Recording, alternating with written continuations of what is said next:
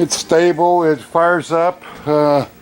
Check out whether it's charging the battery or not after this, but done. Good news. Now it's a matter of setting up the exhaust, taking this fuel line back off of it, and we're happy. We're happy. Well, here it is. Pretty much done. We've got the exhaust system on, welded up, in place, hanged right. We got to change a few of the hanger bolts to the right size and some spacers from brass to chrome. But here's a view of the left side of the bike. I don't know. I fired it up earlier and it fired up just fine. I'm relying on what's left in the bowls, so I don't have any fuel hooked up to it right now, a fuel bottle. So we're going to give it a quick try to see if we can give you a little feel for how she sounds. Okay, little choke. Fired right up. Oops. So there's a good view of it. I don't know, it's a very short, I think probably the bowls are about out of fuel by now. We've started 2 or 3 times. Very short starts to make sure everything fires up correctly and everything's fine. So what we're into now, I've got some electrics to sort out. We got a right turn signal that's coming on and staying on just with a key on. So we got some electrics cross-wired. It's in the headlight bucket. I've got to go back and do that.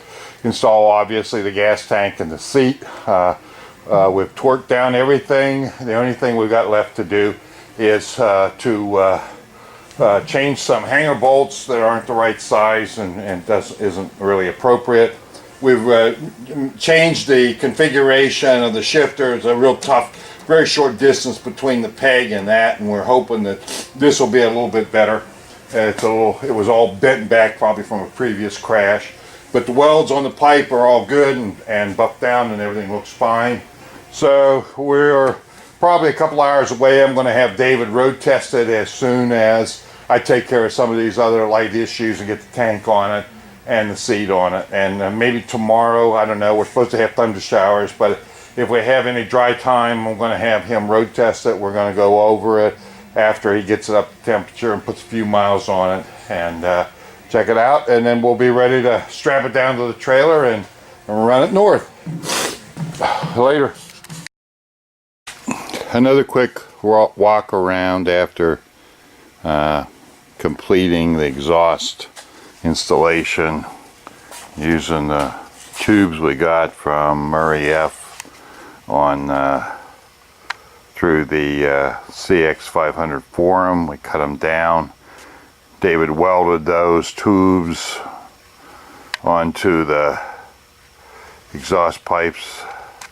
We straightened around the shifter pedal because it was so bent up from a previous crash that it was so close to this foot peg, very difficult to get your toe under it. So we've got that moved forward. That might be an improvement. We also stiffened up the rear shocks. The rear shocks may indeed need replaced, but to get the maximum life out of it, maybe another riding season, we went ahead and set them on max stiffness. We can change that if it's too hard. Still have to investigate some turn signal problems. The wiring on them has been modified before we got it, so trying to get it set up right, and it still is not exactly correct. Again, here's the weld on the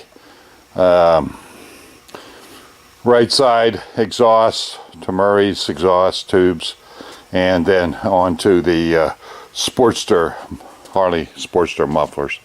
So it's looking good. It fires up every time. So tomorrow I'll be dressing up some details, installing the gas tank and the seat. David is going to road test it for me and make sure that everything is fine and there's nothing else we need to check out. No leaks from cooling system or oiling. So far we're looking good. I still got to install the clutch cable. It's hanging here from the handlebar. I'll do that tomorrow also. That's it. Later.